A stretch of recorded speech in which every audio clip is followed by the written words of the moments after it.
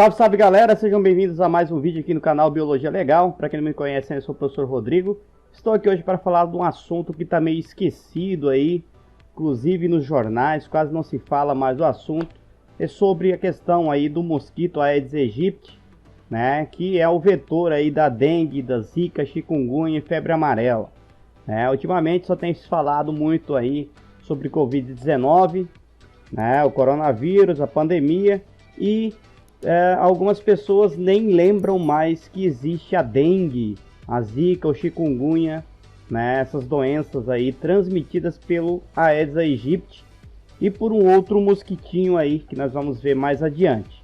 Então hoje eu quero falar um pouquinho com vocês sobre esse tema, sobre zika vírus e chikungunya, né, e os riscos aí para a saúde, né, que esses vírus nos causam, né, quais são os sintomas que eles nos causam, tá? E a forma de se evitar de se pegar essas doenças, esses vírus também aí, que é o nosso querido mosquitinho aqui, que tá até rindo de nós aqui, né? Falando que a gente agora só pensa, né, no Covid, né? Esqueceu dele, não fala-se mais dele. E estamos aí numa época chuvosa, época que ele adora se reproduzir, tá? E para se reproduzir, as fêmeas desse mosquitinho precisa do nosso sangue. E aí que tá o perigo, é assim que vai transmitir aí esses vírus da dengue, principalmente da dengue aqui na nossa região, do chikungunya, né? E do zika, e também outros locais aí da febre amarela. Aqui em Mato Grosso nem tanto. Então vamos começar falando então o que é dengue, o que é chikungunya e a zika e o que é a febre amarela. O que são essas doenças?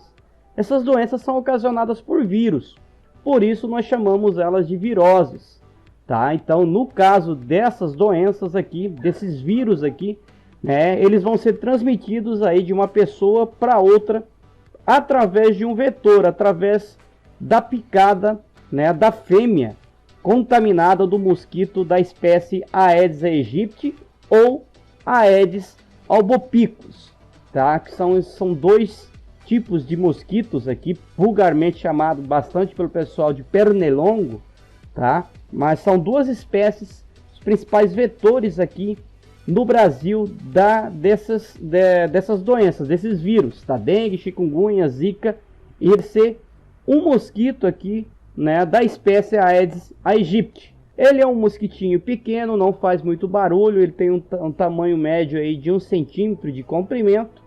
Ele vai possuir um corpo, né, e as asas pretas, e as patas vão possuir aí manchas brancas, né, ao longo das patas dele vai possuir todos esses anéis brancos, e também aí no corpo dele também vai possuir manchas brancas.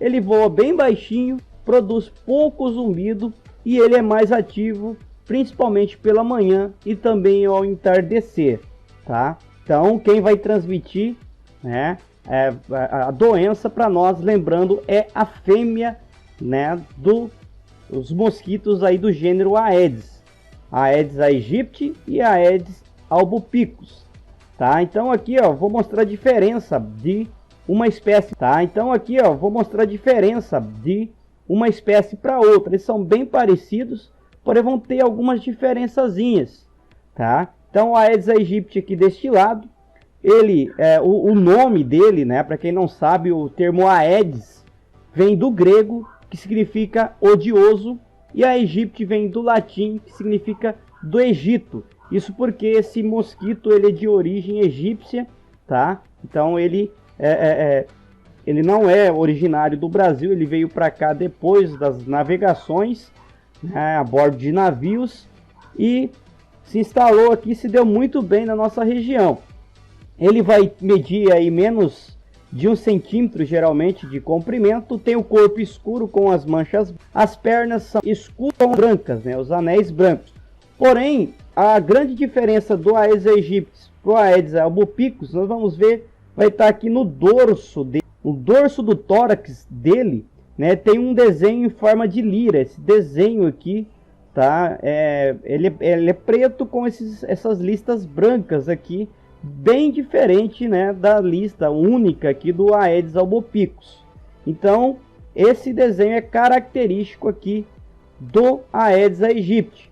Ele vai ter hábitos aí urbanos, ele se dá muito bem nas cidades, locais que tem lixo, que tem água parada, tá? Então, domicílio. E ele é o principal vetor aqui no Brasil da dengue, da zika, do chikungunya, tá? E as características do Aedes albopicus, né? Que do latim Aedes é a mesma coisa, né? Vem do grego, né? Que significa odioso, por causa do barulho, do zumbido que ele faz. E albopicus, albo, vem de album, que é branco, e picus, né? Que significa pintado. Então, o termo dele é o odioso pintado de branco, né? Que vai ter essas pintinhas brancas aqui. Esse mosquito ele já é de origem asiática. Ele também vai ter praticamente as mesmas características, medindo aí menos de 1 centímetro de comprimento. Tem o corpo escuro também com manchas brancas. As pernas também vão ser escuras com manchas brancas. Porém, a diferença vai ser aqui no dorso do tórax, que vai ter um desenho em linha reta longitudinal. Então essa é a principal diferença, tá? Que nós vamos distinguir aí um mosquito da espécie Aedes aegypti, que vai ter esses desenhos mais elaborados aqui, né, no dorso do tórax, e do Aedes albopicus, que vai ter aqui apenas essa linha única aqui no dorso do tórax dele, uma linha longitudinal. Ele tem hábitos urbanos, rurais, silvestres e semi-silvestres. Ele é um potencial vetor da dengue, da zika e da chikungunya. Então ele não é o principal vetor, ele pode também, né, ser o vetor e contaminar as pessoas aí, né, no caso também do Aedes albopicus, né, quem vai transmitir quando tiver infectado é a fêmea. Por que só a fêmea, professor, que transmite? Porque a fêmea ela é hematófaga, ela se alimenta de sangue de animais. O macho já não, ele vai se alimentar, né, da seiva elaborada aí de plantas. Então, eles têm hábitos aí alimentares diferentes. Por isso que apenas a fêmea, né, vai transmitir os vírus aí para nós, vai ser o vetor. Vamos falar um pouquinho do ciclo reprodutivo, tá? Isso vale basicamente para as duas espécies. O ciclo reprodutivo tanto do albopicus. Então, ó, eles vão botar os seus ovos aí, as fêmeas, em locais que contenham água, principalmente água parada e limpa, tá? Mas não só água parada e limpa, mas o local preferido da desova desses animais, esses insetos, é água parada aí. Então, após ela botar os seus ovinhos ali, vai ocorrer a eclosão desses ovos. Então, após a eclosão dos ovos, o mosquito passa aí pelas fases de larva, pupa, e nessa fase de pupa ela passa pela metamorfose, se transformando aí na sua forma alada aqui, que vai voar e poder transmitir, né, a doença para nós. Esse ciclo reprodutivo, desde a postura dos ovos até chegar à fase adulta, a fase reprodutiva, é de torno de 7 dias. Então é bem rápido o ciclo reprodutivo aí desses mosquitos. Por isso, né, nós temos que tomar cuidado, muito cuidado com a água parada aí no nosso dia a dia. Esses aqui são os ovos, né, ampliados aqui no microscópio, tá? Geralmente eles são postos ao nível da água, tá? Na beira da água. Então vão ser postos e vai precisar de estar em contato com a água. Desses ovos vai estar eclodindo aqui a larva. Essa aqui é a larva, tá? Ela é natante aquática e ela vai passar então alguns dias aí se alimentando de restos de comida, de bactérias, de fungos, de protozoários que estão dentro da água. Depois ela vai se transformar em pupa, que é essa fase aqui onde a larva vai criar um casulo, praticamente como se fosse semelhante ao que acontece com a borbolando, né? Se transformando aí no mosquito adulto, tá? Então essa aqui é o ciclo, todo a animação do ciclo reprodutivo dele aqui, tá? O legal é que esse mosquito adulto, ele não afunda na água, ele consegue andar sobre a água perfeitamente, tá? Então ele consegue, ó, que nem a gente vê na animação, isso aqui foi feito na filmagem mesmo, ele não afunda dentro da água, então ele consegue andar sobre as águas, quase igual a Jesus Cristo. Só que Jesus Cristo fazia milagres, que transmite doença pra gente, né? Mas ele anda sobre as águas. Então esse aqui é um mosquito adulto, né? Olhando aqui pelo dorso, nós podemos distinguir que é um Aedes aegypti, né? Porque tem essas várias linhas brancas aqui no dorso dele, tá? Um pouquinho das doenças, a dengue, várias linhas brancas aqui no dorso dele, tá? Um pouquinho das doenças, a dengue, né?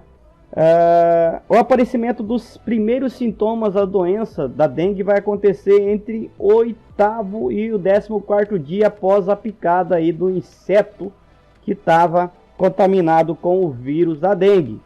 Então a fêmea infectada, né, pode transferir o vírus aí diretamente para os seus ovos, cujos filhotes já vão nascer infectados.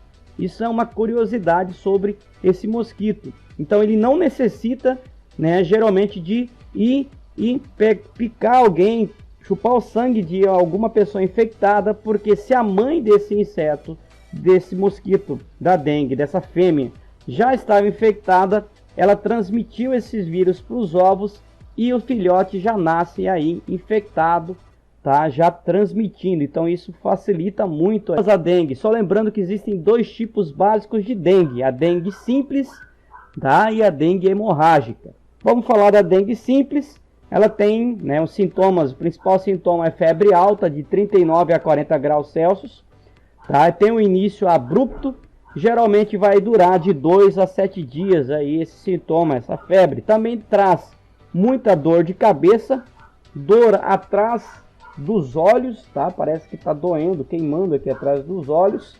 Ocorre um abatimento físico, a pessoa fica fraca, né, indisposta.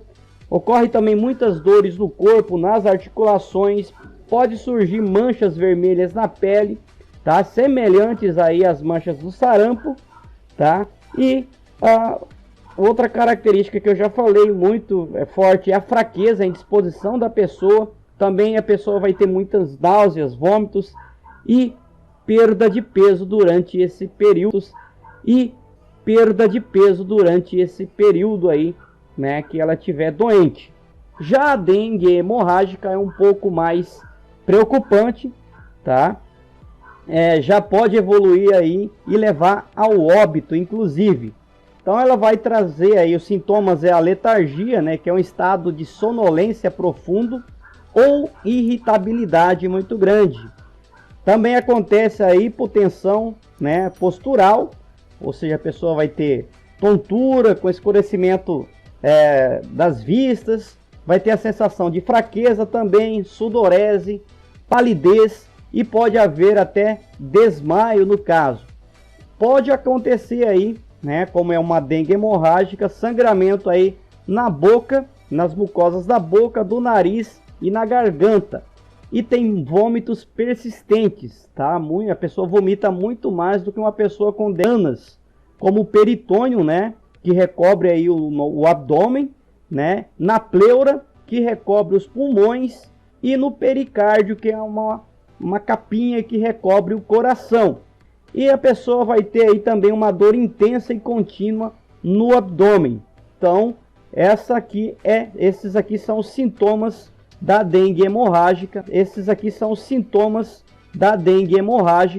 Lembrando, ela tem alguns sintomas mais graves, né? E inclusive pode aí evoluir para o óbito da pessoa, tá? Então, esses são os sintomas. Se você se pegar sentindo algum desses sintomas, procure o mais rápido aí uma unidade de saúde para procurar um médico e fazer os exames para ver se tá ou não com algum tipo de dengue, tá? Tem aí os exames para se fazer e descobrir. Existem vários tipos de dengue: tipo 1, tipo 2, tipo 3, 4 e tipo 5.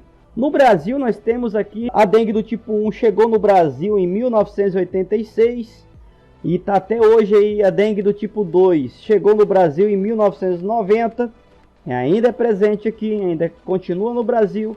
A dengue do tipo 3 chegou no ano de 2000, tá? É a mais comum aqui, é a mais comum aqui no Brasil atualmente, tá? É a dengue do tipo 3.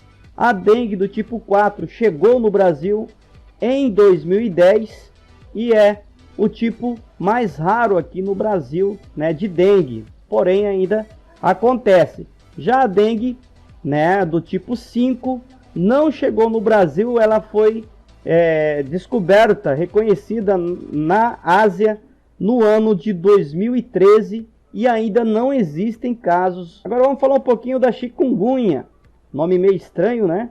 A chikungunya atinge aí as articulações, trazendo dores fortes para as pessoas.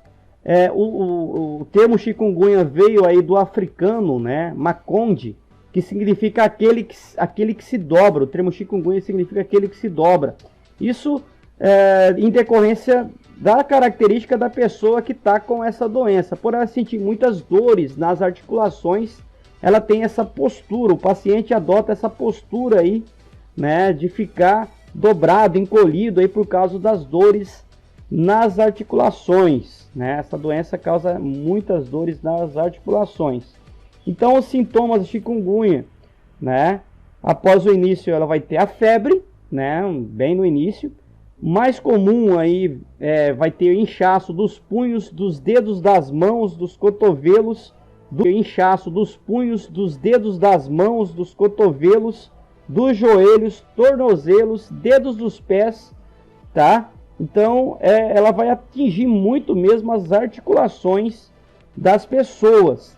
Vai ter uma forte dor acompanhada de inchaço, vermelhidão e calor local. Então ela também vai ter essas pintas vermelhas aí espalhadas no corpo, parecido aí com, né, que nós vimos lá da dengue também, mas aqui a diferença é que vai ter esse inchaço, tá, nas articulações, como nós estamos vendo aqui nessas fotos, tá?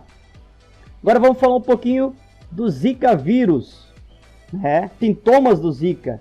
Ela vai ter uma febre baixa que vai variar de 37,8 a 38,5 graus, tá? Então não chega nem a 39 graus.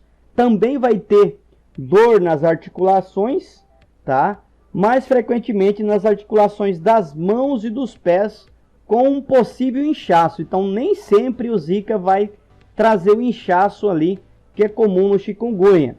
Também traz dor muscular, famosa mialgia, então os músculos do corpo todo fica dolorido, muita dor de cabeça, dor atrás dos olhos, ocorrem erupções cutâneas também, acompanhadas de coceiras, podendo afetar aí o rosto, o tronco e alcançar os membros, né, periféricos aí como mãos e pés. Então pode acontecer erupções cutâneas no corpo. Então isso aqui é uma novidade aqui no Zika, né, se comparar com as demais doenças aí,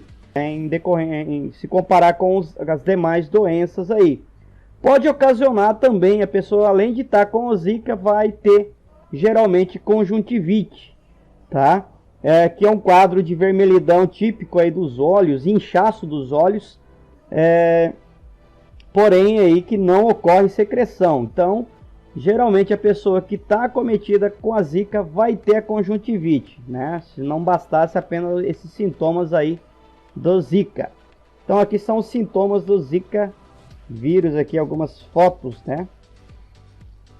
E as complicações ainda maior, que é a famosa síndrome de Guillain-Barré, né? Que é uma inflamação grave que acontece aí nos nervos dos pacientes.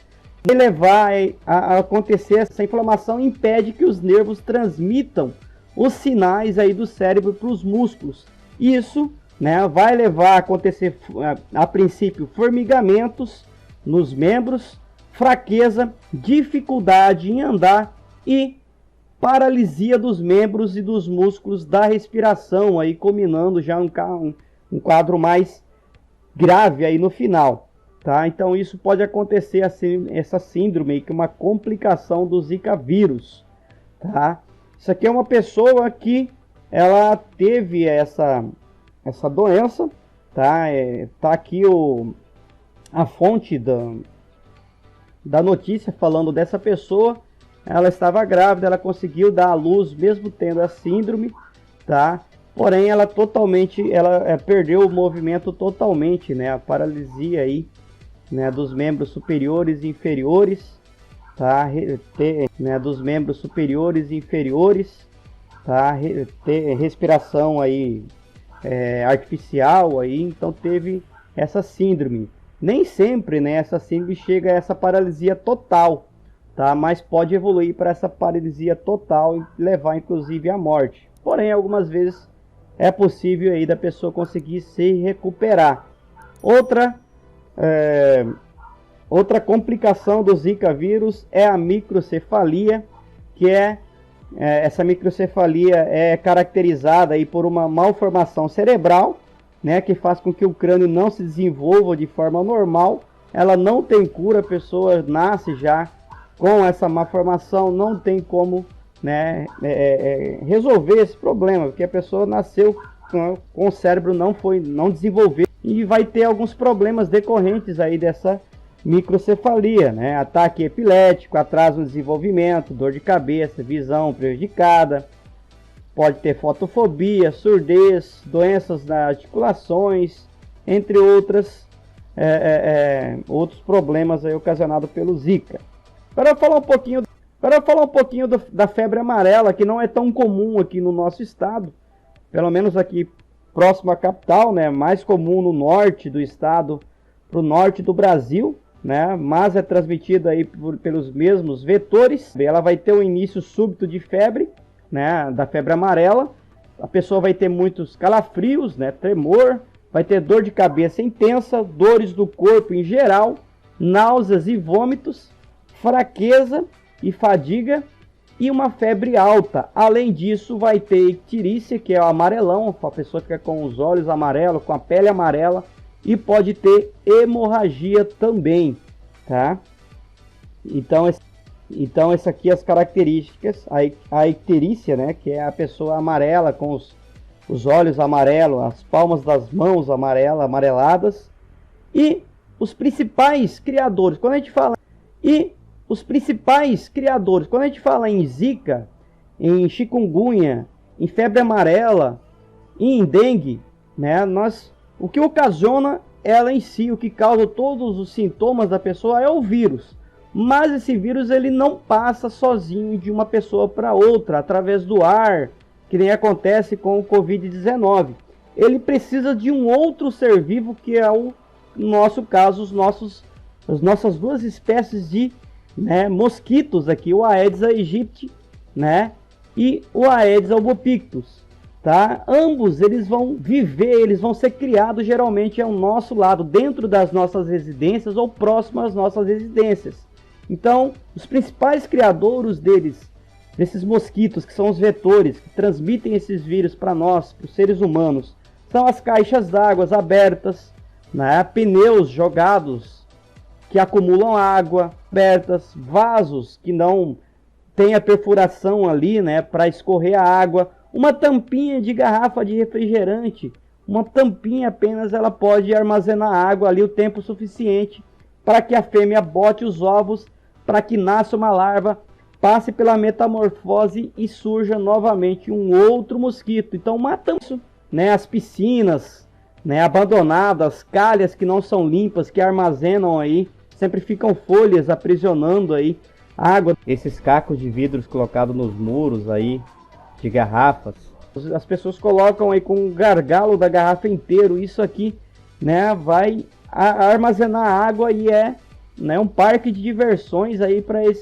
essas duas espécies se reproduzirem, tá? Então esses são os principais locais, né, de criação, de criadouros desses mosquitos. Então, para prevenirmos a dengue, a chikungunya, a zika e a febre amarela, nós temos que adotar algumas medidas simples, que é eliminar justamente o criadouro do mosquito. Então, nós temos que adotar algumas medidas simples, que é eliminar justamente o criadouro do mosquito. Então nós temos que manter a nossa caixa d'água sempre fechada com a tampa adequada para impedir a entrada desse mosquito, né? Remover as folhas e galhos da água de correr pelas calhas, tá? Não deixar a água da chuva acumulada sobre a laje das residências. Lavar semanalmente dentro, né, com escova e sabão dentro dos tanques utilizados para armazenamento de água. Então o ideal é lavar pelo menos uma vez por semana ou a cada 5 dias esse local. Renovar essa água. Por quê? Lavar.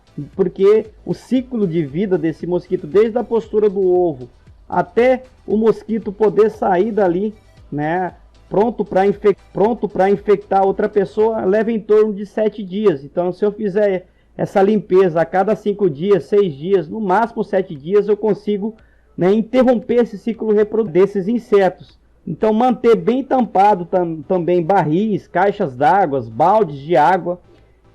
Uma dica: encher de areia e até a borda os pratinhos dos vasos de plantas. Tá? Essa areia vai impedir que a água fique armazenada com água com planta aquática.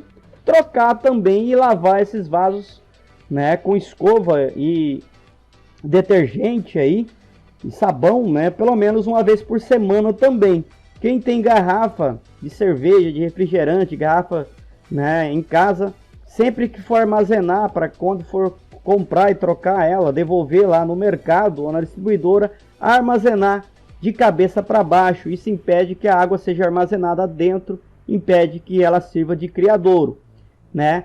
Quem tem pneus em casa, troca os pneus dos automóveis. Quem tem pneus em casa, troca os pneus dos automóveis, das motos, de bicicleta em casa, ou até mesmo, né, nas borracharias, aí tem que entregar esses pneus velhos aí aos serviços de limpeza urbano, ou guardar eles bem em local, né, que não vai entrar água dentro, um local coberto, abrigados aí da chuva, tá? E depois descartar, levar para o local que vai fazer a reciclagem, onde não vai deixar esses pneus expostos à chuva. E colocar sempre o lixo aí em sacos plásticos e manter a lixeira bem fechada também, e não jogar o lixo em terrenos baldios. Por que não jogar o lixo? Né? Além de ser nojento, de criar baratas e outros, né, e poluir o ambiente, como eu disse, uma tampinha de garrafa de refrigerante pode servir de criadouro para o mosquito. Qualquer plástico, né, sacola que possa ali ter uma dobradura que, quando chover, armazene água, serve também de criadouro para o mosquito. Então essas aqui são algumas medidas bem simples que todos nós devemos e podemos fazer semanalmente, tá? Para evitar aí que exista o vetor, que exista o mosquito da dengue, o Aedes aegypti ou o Aedes albopictus, né? O famoso mosquito da dengue, do chikungunya, da zika e da febre amarela. Tomando esses cuidados, nós vamos impedir que esse mosquito se procrie próximo das nossas famílias, evitando assim, né, que um de nós possamos estar sendo contaminados, infectados. Eu já passei por alguns desses problemas. Até hoje nunca tinha feito o vídeo, porém, né, estamos tendo um período muito chuvoso aqui no estado neste ano, nesse final de ano, nesse início de ano, e decidi fazer esse vídeo.